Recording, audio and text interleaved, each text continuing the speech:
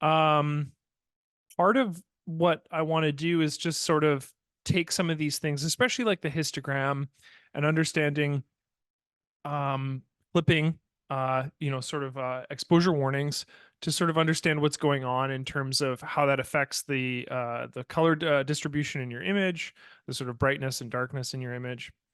Yeah, these are really valuable tools to sort of understand. So we'll get started here today. I think I have a small folder for this. Where is it? There it is. And we'll just take a look at some images in conjunction with the histogram and just talk about what we see, and we'll move forward from there. Um, so, and I guess the thing to also mention as well is in ACDC, pardon me, we have like a series of tools that correspond to color, right? Um, so, for example, the what you can see is in the filter menu, there's a whole series of different tools. So for one, we have the AI panel, which relates to face data, so faces in your images, and then sky replacement. So these are kind of automated filters. Then we have sort of enhanced tools, which are things like the repair tool, skin tune tool, and then just reducing red eye. And then we have additive filters. So these add vignettes, certain special effects to your image. They adjust tilt shift, and then they can also add like borders and watermarks to your image. So really just adding new content to your image that it wouldn't have previously. Um, Whereas the next tools kind of or sort of interact with um, the actual image itself and correspond to sort of the shape of your image or the colors or lighting in your image. So geometry changes the geometry of your image. So this can mean perspective correction, sort of maximally, or minimally. It can just mean cropping your image. Just changing the relationship of your image there. There's also tools like rotate and flip, and things like liquify, that sort of allow you to blend or sort of move entire elements of your image in certain directions. And then so exposure and lighting, which is what we'll be talking about today, which sort of features or interacts with brightness on a spectrum in your image, right? So versus color in your image, which interacts with different hues. And then lastly, detail, what sort of increases either noise or sort of blurs your image or reduces noise in your image or increases clarity between pixels, right? These are sort of detail functions. So I think the good place to start is just sort of understanding where these tools are. In edit mode, there's also filters is one way to change your image. And I think we will largely be working with filters today, and also in develop mode. We'll be doing some things in develop mode as well. But I will note too that we have adjustment layers as well. And adjustment layers represent a kind of non-destructive means of adjusting your image. Because this is an introductory workshop, I want to ask a simple question, and that is, do people know what I mean when I say non-destructive? Uh, does that make sense? Just a simple yes or no, and we'll sort of go from there. Um, like I said, this is an introductory workshop, and a lot of the workshops we do are sort of more advanced content or intermediate content. So certain things I sort of assume one knows, but some yeses, one no. Yes. Okay. Well, for Irina's benefit, when I say non-destructive, Irina, what I mean is we can make changes to the image that we can adjust in the future. In essence, that those adjustments with their numbers that are associated with those adjustments. For example, if I want to increase my exposure by 50, provided that I have saved that file, ACDSee will remember that, and it will be non-destructive in that I can go back into that image and change that value to 25 in the future. Destructive adjustments are typically ones where we flatten the image or we make the adjustments something we can't interact with in the future. So it's important to understand that certain adjustments in ACDC in edit mode are non-destructive, right? And adjustment layers is the area where we make non-destructive adjustments versus filters, this panel right here. Filters are typically destructive adjustments. And there's like ways around this, but they're typically destructive. The entirety of develop mode is non-destructive. So everything you do in develop mode is something you can go back and adjust in the future. There's certain benefits to develop mode and edit mode. They do different things, right? Edit mode is a mode that allows you to deal with multiple layers. This enables you to create image compositions. Image compositions incorporate multiple pictures, for example, right? Whereas develop mode, you're not allowed to interact with multiple pictures. You can only interact with one picture. But the benefit you get from develop mode is that it's entirely non-destructive. So that's a little nod to that. So what I mean by that is when we look at this this adjustment layers panel here, which appears just underneath the layer panel, things like exposure, levels, curves, light EQ, and white balance, these are all lighting tools, right? So these are the tools we're going to be interacting with as well. So you can look at the exposure and lighting panel on the side here under the filter menu. Exposure, levels, a tool called auto levels is here, tone curves, light EQ, and then we have a dehaze and dodge and burn, which are also sort of considered under lighting. If we ship over to develop mode, so I'll click on the develop mode tool, right? We're going to take the same image that I have here, and we'll have a look at some of the lighting tools that are available to us here as well. So all of our filters are on the left-hand side in addition to our masking tools, which I think we might not talk about in too much depth today. But so we have general tools like exposure and let's see here, highlights and fill light. We have that would be a color tool. We have the light EQ tool, and then we have tone curves. And these are all sort of functions that adjust lighting in our image and give us a really great control over our image. So in both develop mode and edit mode, we have this section up here called the histogram. And the histogram is a it is a graph representation of the color distribution in your image. By default, histogram should be presented to you in both develop mode and edit mode. So you'll see that it's on a tab here. If I go to the view panel, the panes panel, you can see that there's this little flag here that says histogram, which enables me to actually remove or include the histogram as something that is in my user interface. So you can turn that off or on. Same goes for edit mode. Just before I keep talking about the histogram, Tom asks a question. Is there an equivalent adjustment in the adjustment layers area in edit mode? Why would you use the equivalent adjustment in the filters menu? It appears to me that it's preferable to do some non-destructive editing. Yeah. So the question that Tom is asking is why would I use the filter menu when a lot of these same tools are in the adjustment layers area here? For certain tools, actually a good example of this would be, let's see here, light EQ. So light EQ as an adjustment layer is very minimal. It has a brighten and darken slider, okay? Whereas light EQ within the filter menu, keep in mind, Tom, this is destructive, okay? Not non-destructive. But if I go into light EQ, we're granted a lot more tools. For example, I have a one-step process, I have a basic process, I have a standard process, and an advanced process, and we'll talk about these, but they do different things. And how they do different things is they interact with more, I guess, spectrums of brightness in your image. So the answer to your question is certain tools come with added benefits within the filter menu that don't necessarily exist in the adjustment layers panel.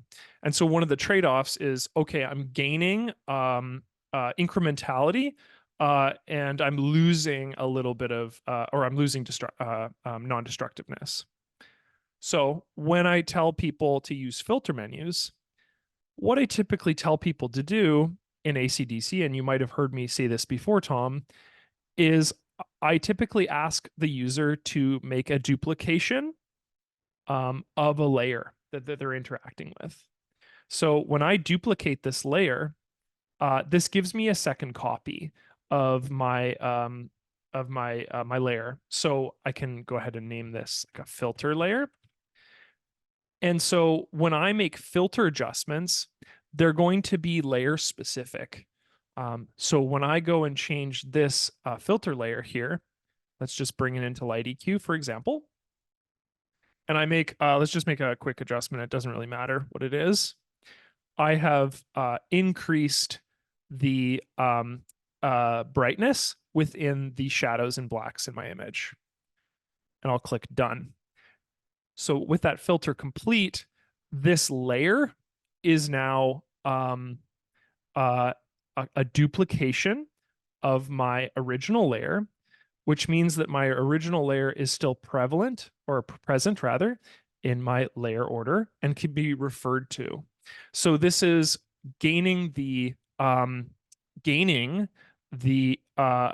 increment sort of effects within the filter menu while still being able to have an original layer here that I can reference, right?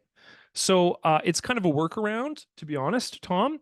But what this does is it gives me the ability to add multiple layers and to sort of still get the benefit, right, of some of these more advanced filters that those elements that aren't necessarily present in something like the adjustment layer light EQ, right? Does that make sense, Tom?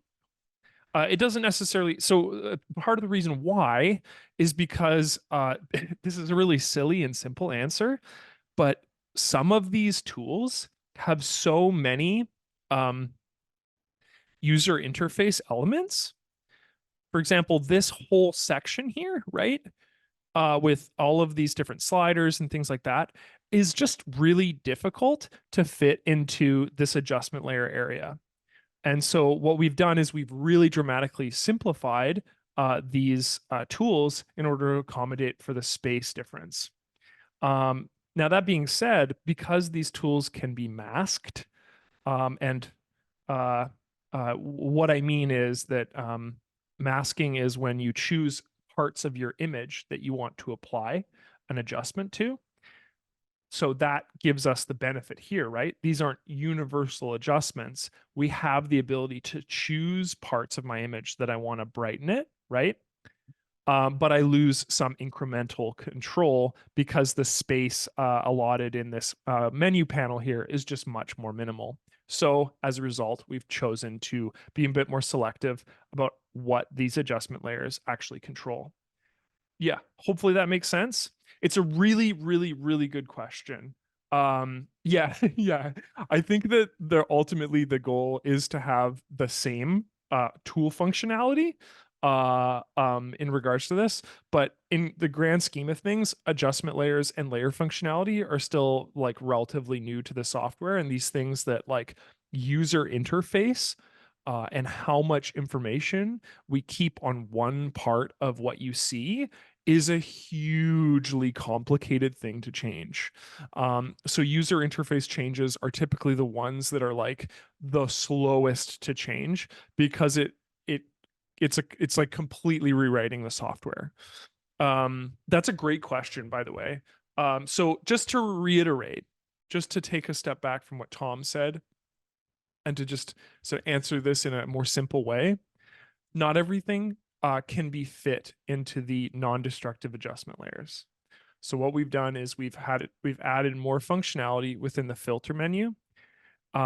These are destructive. So the way that we get around this in edit mode specifically is by just to add a duplication of the layer and then apply the filters to the duplicated layer. And this enables me to keep the original layer in my layer order, which is something I can refer to. Okay. And just a reminder, if anyone has any questions, just like Tom did, just fire it in the Q&A panel and I'll do my best to answer it, provided that it's related to what we're talking about. Okay, so here's the histogram. I have my histogram pulled off right now, but I'm just gonna let's just close it and I'll re-add it to the menu here. Oh, it wants me to move it. Okay, I'll move it. So the histogram is a visual representation of the light distribution in your image. Now, histograms can look really confusing, but they're very, very simple. So what you're seeing here is, I'll pull it off again just to maybe see if I can expand it. There we go. That makes it a bit easier to see. What you're seeing here is a histogram that is showcasing RGB values. Okay. So red, green, and blue values as they pertain from a spectrum from blacks moving into shadows. Can everybody see that there's this gradient that appears underneath the sort of spiky section of the histogram here, the color distribution? Hopefully everybody can see that line. It's actually very important. So we have distribution in the blacks right here. We have distribution in the shadows right here. We have distribution in what we would refer to as midtones right here. We have distribution right here in what we would call as highlights. And then we have distribution in whites. Now, this is actually really cool because we can reference what we see. And just a note that if you want to isolate, for example, just red as a spectrum, I can click these little green and blue modo boxes off, and this will give me just a distribution of red. And when I do this, the cool thing about this is you can see that the gradient slider showcases what those colors would be represented from a gradient from black, in this case, to a true hue. So here I have my distribution of all three colors, basically the spectrum of light that we see in a screen format or in a digital format, which is RGB. And we see that a really strong portion of my image appears within the shadows section of my image. There's a couple real blacks in the image, that sort of at the very, very, very tail end. And then we enter a spectrum that sort of has a decreasing amount of shadows in my image. And then we see a real bump up in the midtones in my image, with very little highlights. And then finally, a fairly substantial spike in whites. So let's contextualize this. Well, where's our spike in whites occurring? Well, I'll tell you right now, it's occurring in these guys right here, the lights in my image, the lights on the sign, the lights in the car highlights, or is the car headlights rather. These all represent this spike, okay? And let's see if I can showcase this. So I'm just going to click on the color picker here. And what this showcases is when I highlight over color, can everybody see my color picker? It's just a little square box that has color values next to it.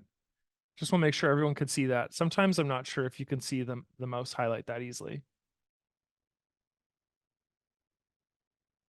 Okay, Alejandro, you can see it?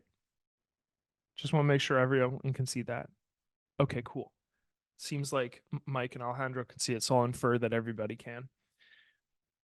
So when I use the color picker and highlight over a color in my image, I learned some really interesting information about my the RGB values in my image, in addition to the brightness values of my image. So how does RGB work? So RGB works like this.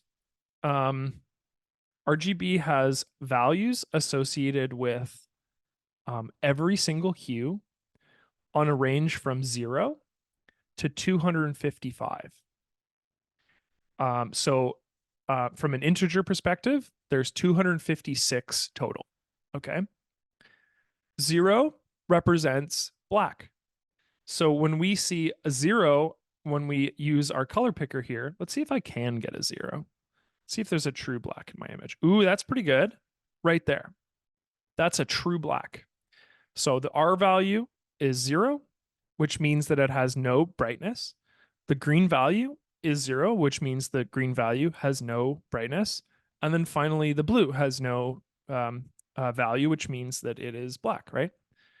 So this would be considered one of our true blacks on our histogram. So this little pixel that I've selected here represents this spectrum of our histogram right here. Whereas this highlight in the on the light here represents very, very, very close to a true white. So a true white would be 255, 255, 255, which would mean that it has no color values. Or sorry, that wouldn't be the right way to put that. It means that it has the maximum of each color value. So in this case, we have 253, which means that it's just a really, really bright, a bright mixture of red, green, and blue. So this would represent this area right here. This represents the highlights or whites in our image here. Whereas if we take a look at this guy right here, this sort of pink color that we're seeing. So again, these are all RGB is a measure of brightness for specific hues. So in our sort of the topic today, which is lighting, this is absolutely a component of that. And like understanding that like color has brightness values, right? It has a lighting value to it. So here, I mean, obvious, right? It's a sort of a, looks like a, what would be the term? A coral or salmon kind of color. And you know, the red values are way higher than the green and the blue values. And then it has a general brightness value of 150. So 150 would probably be about yay in the spectrum right here. And you can see that where we start to see more of the reds in this portion of our image represents probably the skyline we're seeing. Can everybody see how the color distribution in my image is represented, especially in this case, the reds, right? Which represent a big portion of my image here, is sort of represented in this portion of the histogram. This is a cool image because I think it actually represents midtones, highlights, I guess, whites and blacks pretty well, you know, or at least spikes in those values. Whereas, okay, if we look at the true midtones, you see there's quite a spike in blue. Well, what could that reference? That would reference this guy right here, right? So this area of my image has a lower red value, a lower green value, and a higher, mid-tone, I would say. 116 is roughly half of 255, so I'd consider that a mid-tone. Blue. So here we have a representation on our histogram that represents the light of blue, and it's sort of firmly in the center here. So this is absolutely a mid-tone. Mike asked, what's the gray portion of the histogram? Do you mean this section right here, Mike? This sort of bar that you see right here? If that is the case, that gray portion, or maybe you mean the negative space, the sort of this section right here, top or the just bar at the bottom? Which one do you mean? The bottom section here, like I mentioned, is a distribution so up in this top section here, we see colors, right? We see RGB values, and we see how they are distributed from the standpoint from the sort of left-hand side here of the blacks all the way to the highlights with sort of midtones in the center here. The gray portion in the center is just negative space. It's just the space where, it doesn't actually represent any values. If you think of pixels in your image, right here, this represents a number of pixels, Mike. So what this histogram is trying to showcase to us, I'll just expand this so you can really see this. This section is telling me that a bunch of pixels or a large amount of pixels are present within the I guess what we would call them as the shadows, right? Or this portion of our image. Not true blacks, but very, very dark colors. Okay. So the gray portion here is sort of a visual way for us to showcase that there is omissions or like a lack of pixels in these areas. So ultimately, each of these little sections of our histogram we can think of as a bunch of vertical lines going up. And those vertical lines represents the total pixels, the amount of pixels at a certain color value, for example, red. So here's the amount of pixels in my image that are also within this sort of spectrum of light. So this spectrum of light being, I don't know, like a brighter shadow. Yeah. So hopefully that makes sense. But that would be a representation of those. So each of these sort of parts of our histogram here are the amount of or the digital number, right? The number of pixels at a specific spectrum of light. Okay, so we have learned about the histogram. We sort of know roughly where the lighting tools are. Let's take a shift and actually start talking about those lighting tools. Does anyone have any more questions in regards to the histogram before I move forward? Is there any questions about anything I've covered so far? Does everything make sense? Again, this is sort of an introductory workshop in regards to lighting, so I just want to make sure that I don't gloss over anything that anyone might want to know, that I can understand to the best, that I can explain to the best of my ability. Excuse me. Give a couple seconds before we go on here.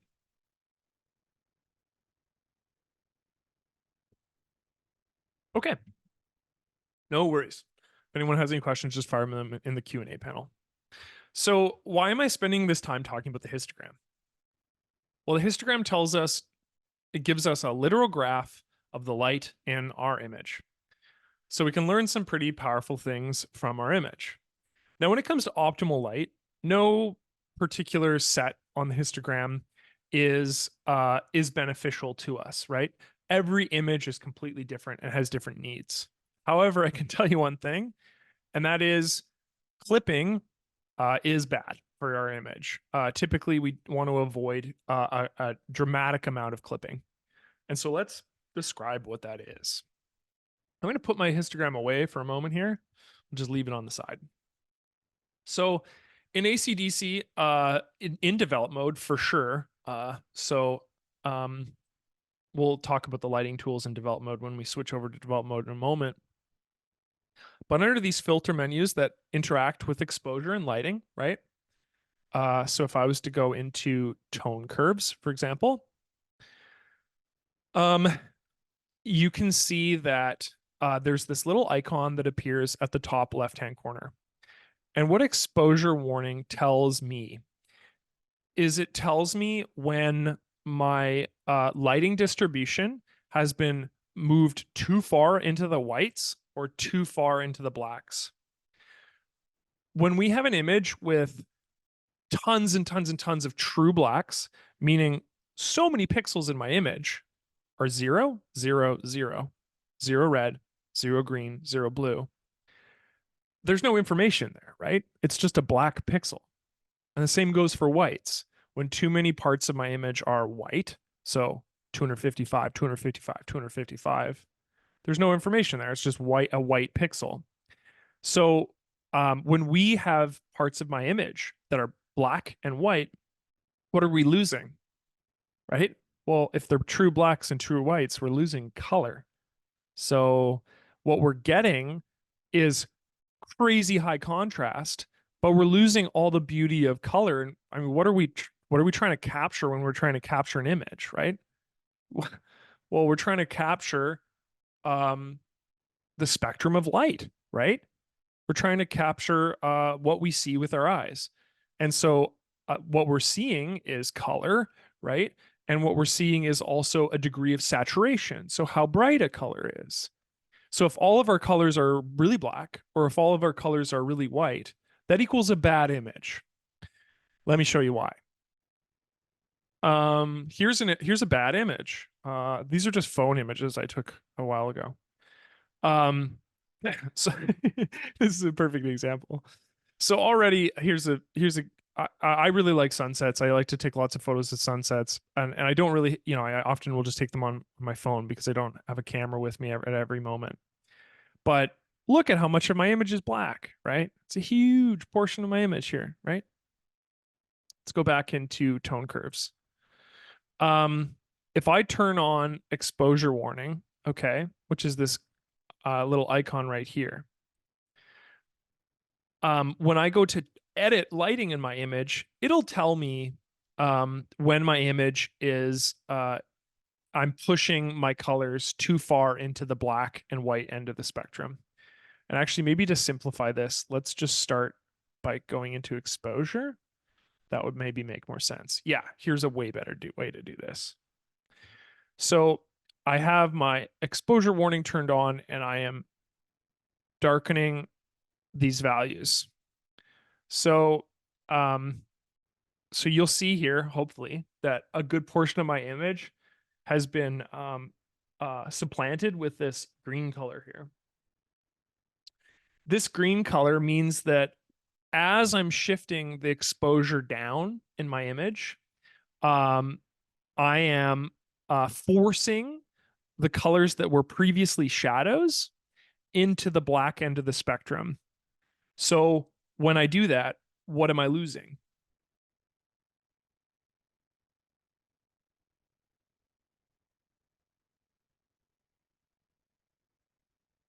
I'm losing color, right? Previously, I had a value in here, right? That at least had some degree of saturation, right? It had let me actually reset it, and we'll see if I can showcase this. This area here, right? Ooh, no, I don't want to open that. Oh, I was gonna say it. There's not a color picker in this mode, but that's okay. But these parts of my image did contain some degree of middling saturation. They're just really dark, right? But as I push them into as I lower the exposure, I am starting to see that these parts of my image no longer contain, um, no longer contain. They're just true blacks. So I'm losing a lot of, I'm losing, pardon me, color and saturation in that area. So ultimately, what I'm trying to showcase here is that with this exposure warning turned on, I can see as I'm editing something, I can see that I'm losing detail in my image, right? If all of these are black, then I've lost a whole bunch of detail on the way. Inversely, okay. Inversely, if I crank these values, the exposure, okay, you can see that this part of my image is super, super, super white. And the same thing happens, right? As I move these highlights into the white end of the spectrum, they're just becoming 255, 255, 255 values, which means that they lose a lot of the detail and color in that part of my image. So a common question I get asked, right, is how do I adjust images that are blown out? And when people mean blown out, they typically mean an image that is um, too bright, right? And they say, oh, like, is there any way to adjust or fix these images? If your image looks like this, okay, and if you were to turn on your exposure warning, and you can see that a good portion of your image is represented by this 255, 255, 255 white values, the answer is no. You can't fix that image because there's no detail in that white, right? There's no color in that white for you to take advantage of. There's no, if a value is just true white, then it's just going to be flat in that area.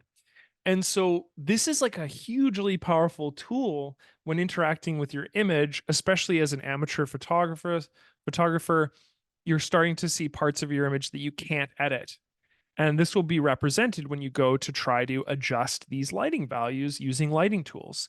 Because this whole part of your image, provided that these values truly are fully white or inversely fully black, they can't be really, there's no detail in them to pull out of them.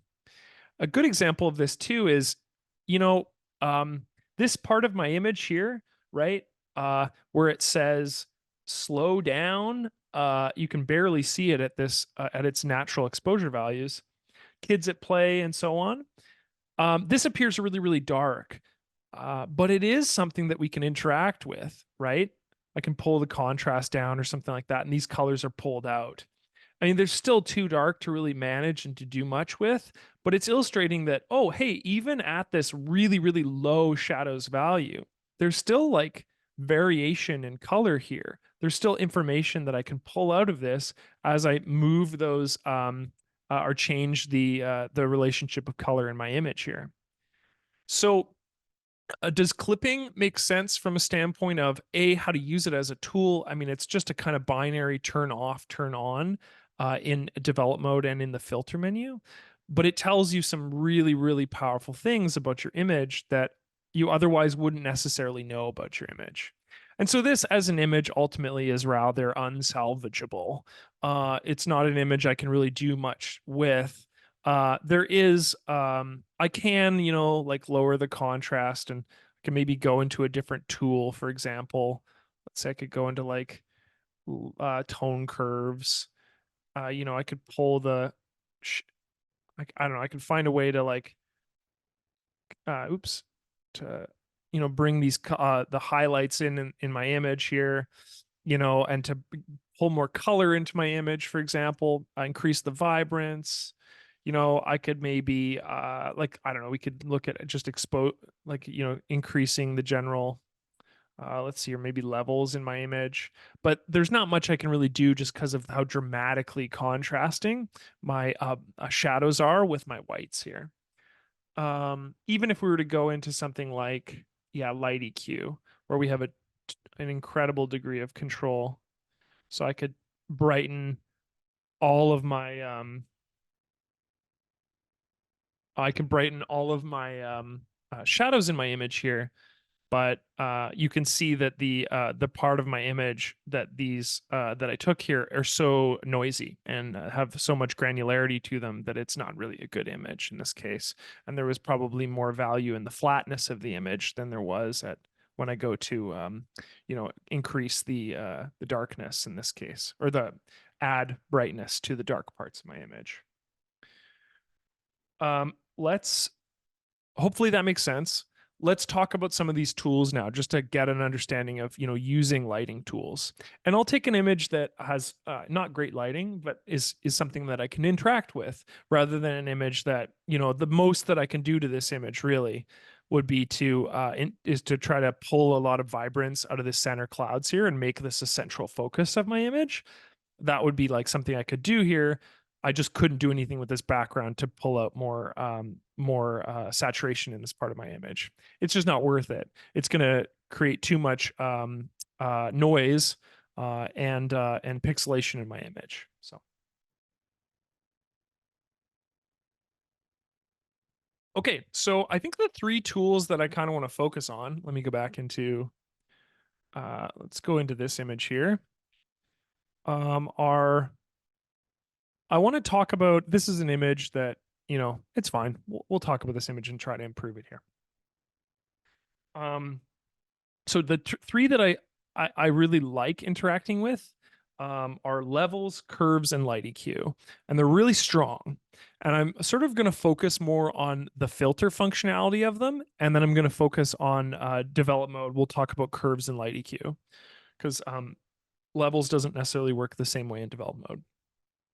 So in edit mode, these are filters that we can add to our image here. So what we're going to do, excuse me, is I'm going to actually add a blank layer. And whenever I'm working in edit mode, I'm always going to duplicate my layers, because this enables me to maintain some degree of non-destructiveness. So I'll just duplicate a layer here. And let's just name them different things. So I'll name this one levels, and then when we go to interact with tone curves and light EQ, we'll name those their respective uh, layers so we can showcase the differences between them. So I'll open up levels, and here we are. So much like the histogram we just looked at, levels presents to us a histogram as well that moves from our black points right here to our white points right here. And so this enables us to set, okay, all this tool does is it sets the black values, the midtone values, and the white values. It allows you to move these values to set their new position. Okay.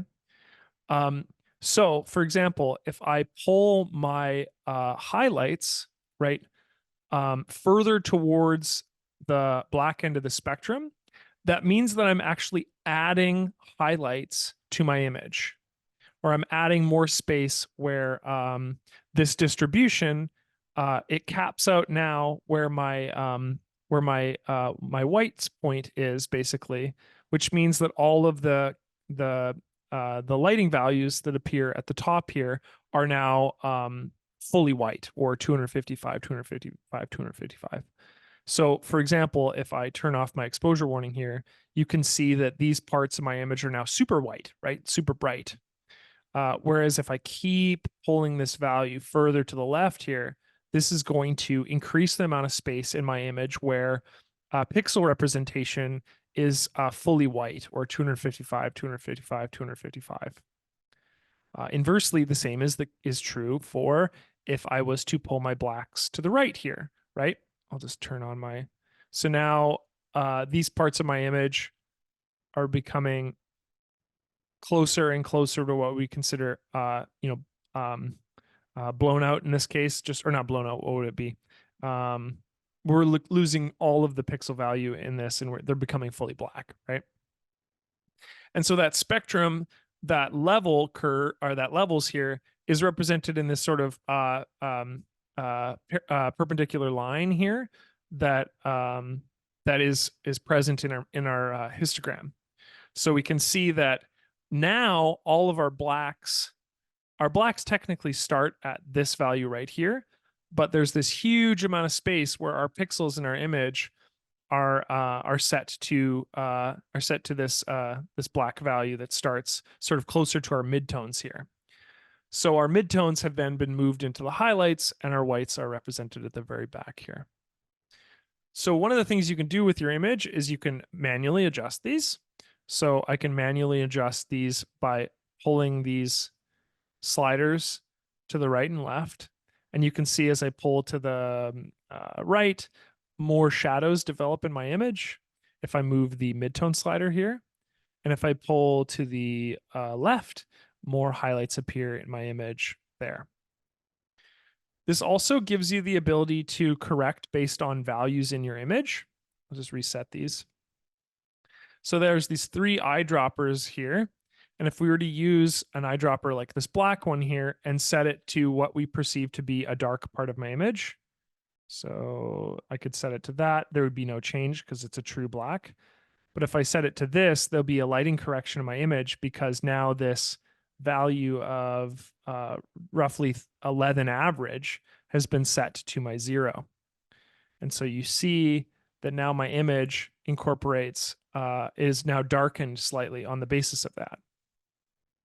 Versus if I was to take my white point here, obviously if I use my white point, set it right there, my image is going to become, it's not going to change much actually. I'll show you why. Because these values are so close to 255. But if I make my white point, say this color, it's going to brighten my image significantly because now this is treated as a full, or as a 255, 255, 255 value. And then that slides this slider further to the left. So all of these tools that we're going to be talking about are going to be interacting with these values that we talked about when we were looking at the histogram. Visually, visually, when it comes to this image, these values are that would be too bright, right? And inversely, maybe what I'd want to do is just slightly decrease the color in this, and then just adjust the midtones as I see fit. So I'd maybe pull this midtone slightly to the left, and then that would be my representation, increasing a little bit of contrast in my image here, right? So that sort of represents the channel as far as RGB values are concerned. So what we can also do is we can isolate red, green, and blue values themselves within the spectrum of black midtones and whites. So if I was to take the blue channel and I was to choose a midtone, for example, I wonder if I can do this successfully. Let's see. A value, a midtone value.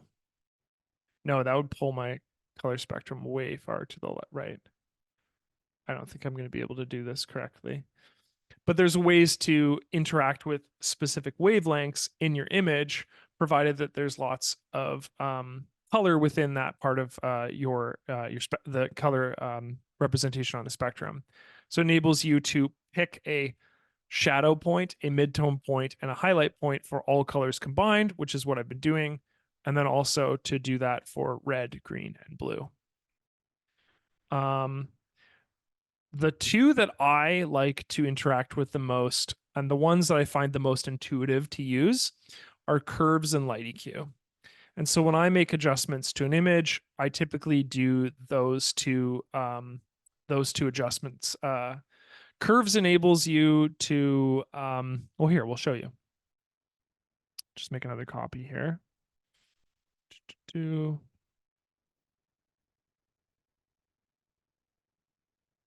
Tone curves enables you to interact with your histogram in this perspective.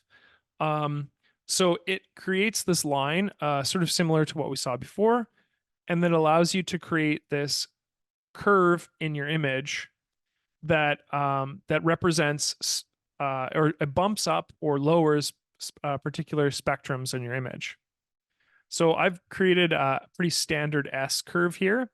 S curves are really attractive, and they're typically a nice way of interacting with your image's color, because what it does is it takes the shadows closer to the midtone and it lowers them slightly, and it takes the highlights closer to the midtones and increases them slightly. So you have that curve moving in that way. And what this does is it creates a bit more contrast in your image. So this would be an attractive way to sort of pull some of those highlights or make those highlights pop and make those shadows provide good contrast for the highlights that are popping in your image. The other thing you can do with the curve as a spectrum is you can pull the blacks into the grays. And vice versa, you can pull the whites into the highlights. And this is actually pretty cool. So this kind of pulls the whole spectrum of black in your image out of your image and pulls it into the shadows in your image. So these values are no longer true 000 values, and these whites are now no longer true 255, 255, 255 values. So at the loss of contrast, what this does is it gives like a really nice saturated look to your image and makes the image appear slightly more gray. There may be reasons in certain images that you might want to do this.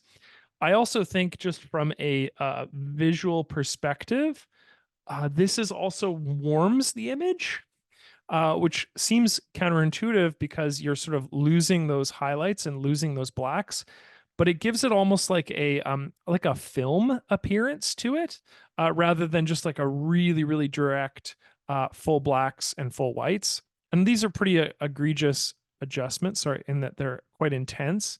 But even just pulling these down slightly gives a little bit of nuance in these areas that otherwise you wouldn't have access to.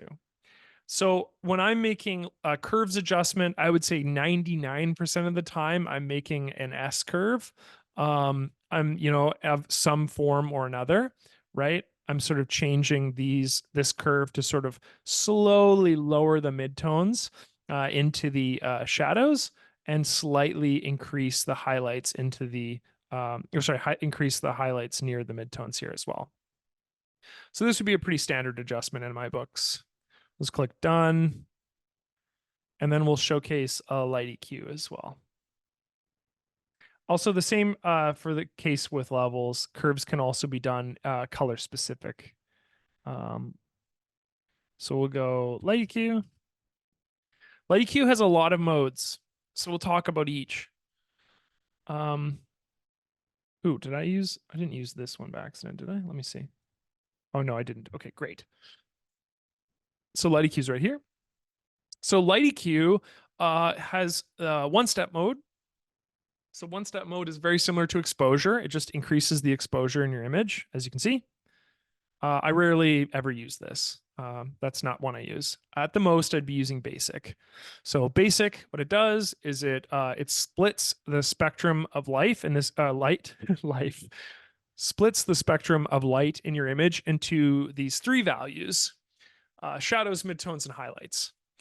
And then it gives you the ability to increase, essentially highlight or increase the value of the highlights, move them closer to the white spectrum here, or inversely to take these highlights and move them closer to the midtones here to darken them. So when I do that, one of the things that's affected the most in this case is the sort of sky in my image, because the sky contains a lot of light colors. And it really gives a granular sort of effect to the clouds in my image. It just gives them a lot of, what would be the word for this? It sort of saturates them in a way and provides a lot of contrast. Whereas, this appearance on my image, there's more homogeneity between these colors. And as I decrease this, now it becomes more dramatic. The effects, the differences between these blues, so are increasing the contrast in those parts of my image. Midtones, same thing. You can increase the values in the midtones, or you can decrease those values. So bring them closer to blacks or move them closer to whites in this case.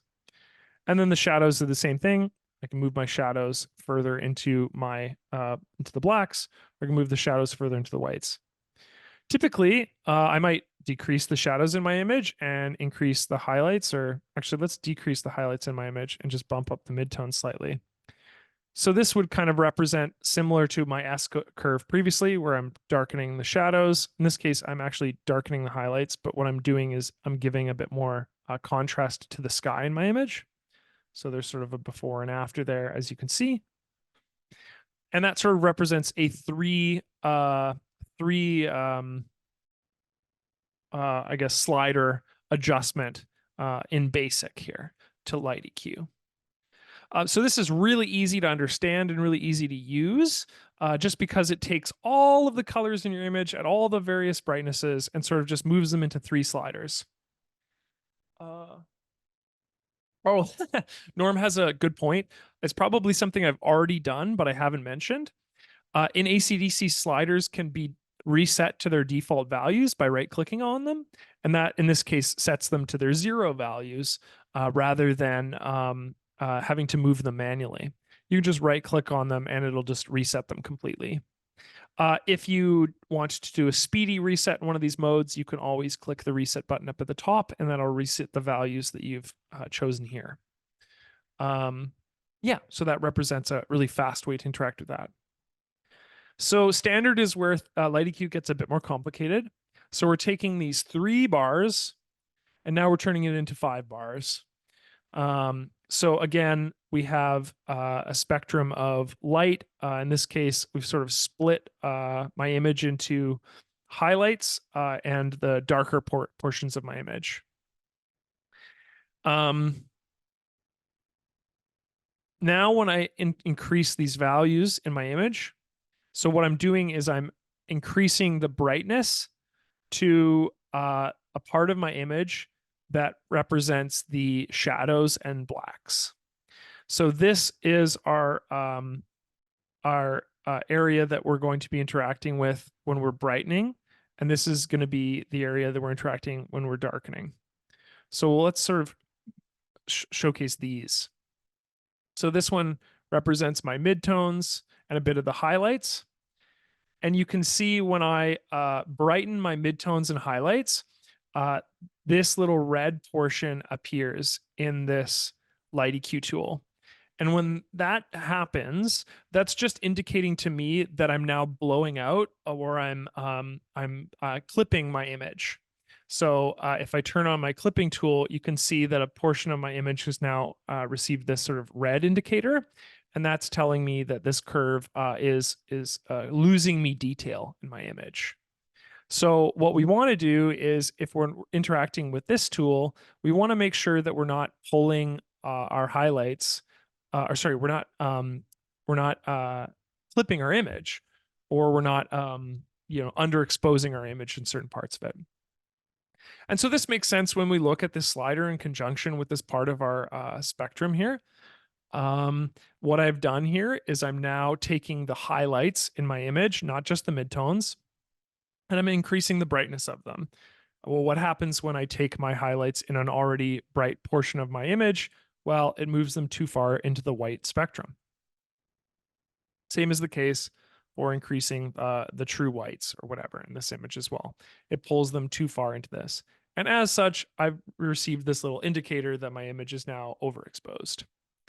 So when we're interacting with this, this mode, what we want to do is, if we're going to make any adjustments at all, the ones we want to do are we want to interact with our image without touching that overexposure line. So if I wanted to just lighten the darker parts of my image, that would be how I would interact with that, right? Now, no part of this curve is interacting with the midtones and the highlights. I'm just brightening the dark part of my image. Vice versa, if we look at the bottom portion of this little graph here, if I was to pull my shadows down, okay, I'm now clipping it again. It's just in the opposite direction. So now I'm underexposing this part of my image. And when I darken the blacks in my image, I'm creating a situation where all my really dark colors here are pulled into the 0 spectrum, and I'm losing a lot of value there. Sorry, I apologize. I keep on getting spam calls.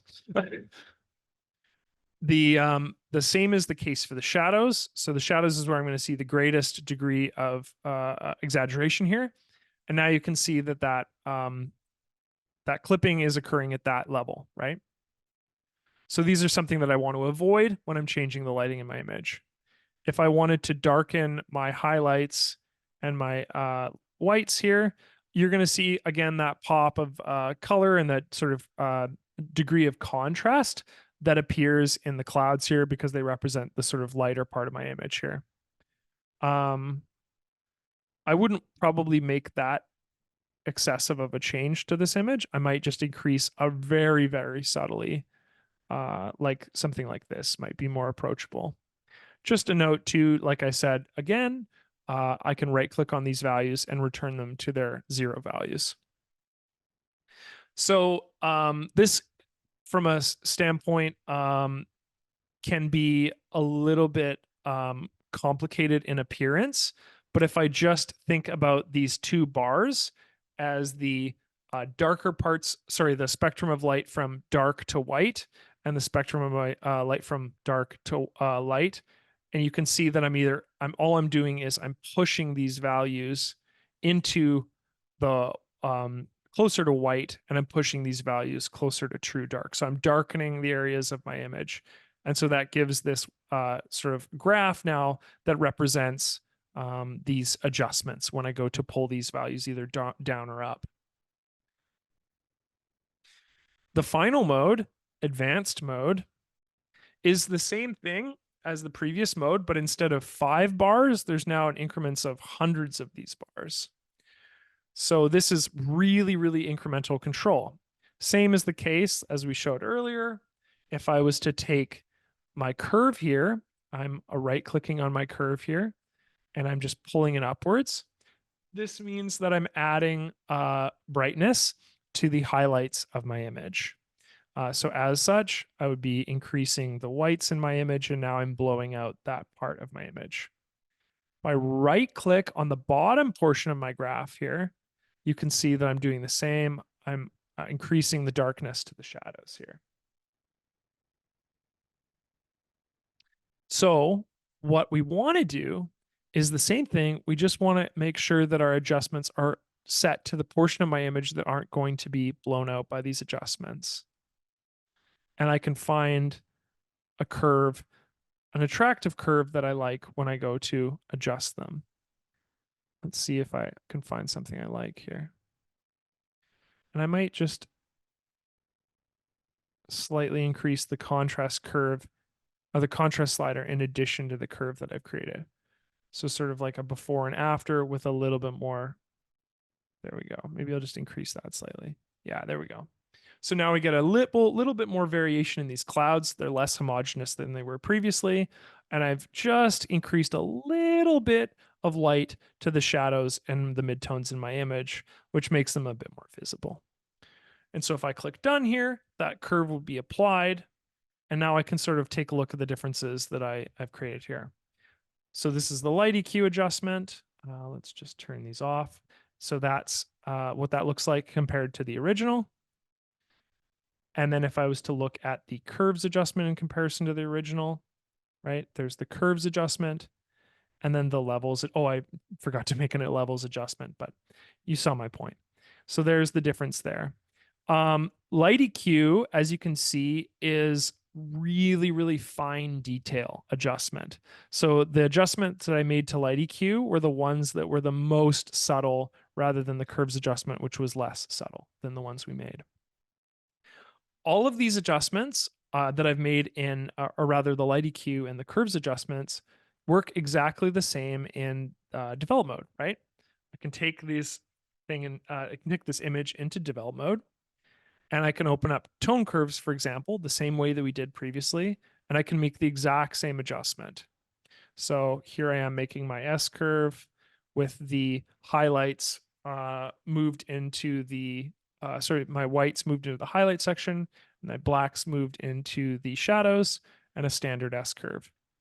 The nice thing about this mode is I can make these effects at the exact same time rather than have to go into the mode separately. I can take light EQ here and I have my advanced mode, and what I could do is I can pull more detail into the clouds there like I had previously. And so this is now quite a different image than my previous one. So I can show my original here. So I like the sort of blacks pulled into the shadows here. I really like the way that this gives a lot of color and sort of contrast to the clouds. And then maybe what I would do is I would just do a slight white balance adjustment to sort of warm the image overall because it's kind of cool. So the two that I really like working with and engaging with are tone curves. Like I said, standard S curves are going to improve the vast majority of your images. And then light EQ, just understanding that I think the two that I use the most are the standard mode, where I have interaction with shadows, midtones, and highlights. And then the advanced mode, where I can pull in, I can darken some of the highlights, and just having so much control because there's now hundreds and hundreds of these, quote unquote sliders that I was interacting with. Develop mode or destructive additions like the filter in develop mode or edit mode? No. So Alejandro, they're not. So I'll just navigate away from this image, pulling it back into manage mode here. Develop mode is fully non-destructive. So when I make adjustments to that image, this image is fully editable again. So I can come back to this image.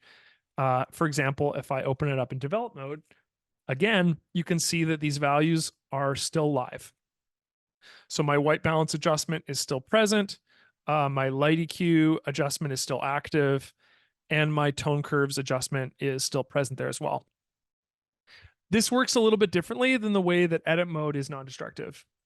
So hopefully what you see here, Alejandro, is that when I make adjustments in develop mode, it's just a constant editing process, right?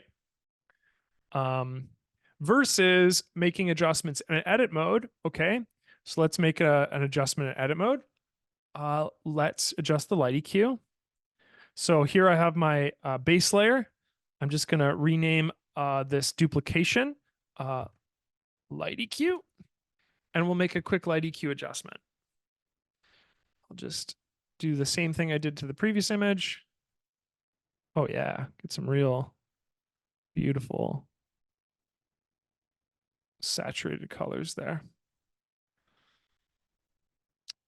So here we are. There's my light EQ adjustment. How to interact with a destructive file in edit mode is to, once I have adjustments made to my image, so in this case, I have a duplicated layer, and this layer has a light EQ adjustment to it, right? So what I can do is I can save this as a in the folder as an ACDSee file format. And ACDSee file formats will contain all layers with corresponding adjustments. And the other thing it can contain is, let's just do a quick vignette. So a vignette, this is an adjustment layer, okay? And I've reduced the strength of the vignette on my image here. So adjustment layers are non-destructive in that when I go to save this file as an ACDSee file, this vignette adjustment at its corresponding strength will be remembered. So what I'll do, I'll go to File, and Save As, and I'll just save this as editable file, okay? Really importantly, I just need to make sure that I'm saving as an ACDSee file format. This is what contains non-destructive adjustments. So I'll click Save. It'll write the file, and it'll save the file, and it'll actually open it, but we don't need to worry about that. I'll just navigate away from my image for a moment. So there's my original image. You can see it right there.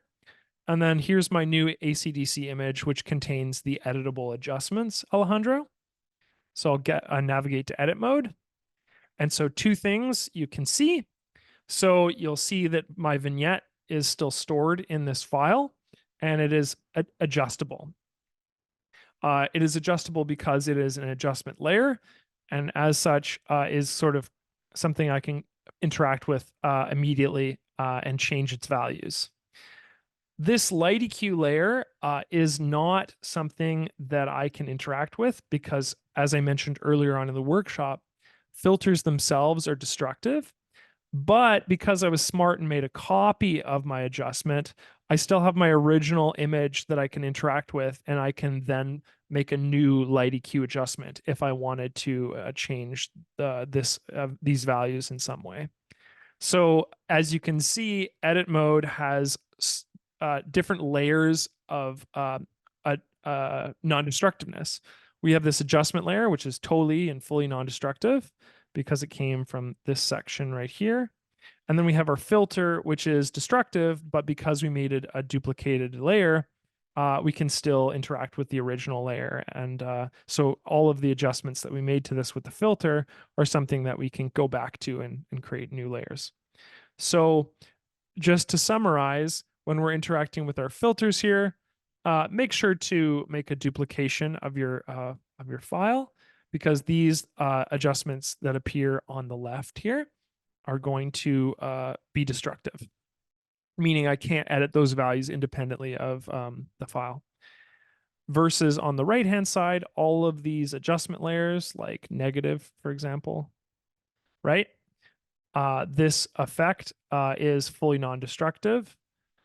So I can go in and I can, edit these values in the future. Maybe a better example would be split tone. I'll make a split tone of my image, and I'll push some blue into the highlights. So if I go to save this file, because it's an ACDSee file, I can come in and I can adjust this in the future because it is an adjustment layer. So I've closed my file, I'll reopen it. And now what I can do is I can say, hey, those blue split tones, I actually wanted them to be green. And there you are. So that covers sort of destructiveness in develop mode versus edit mode.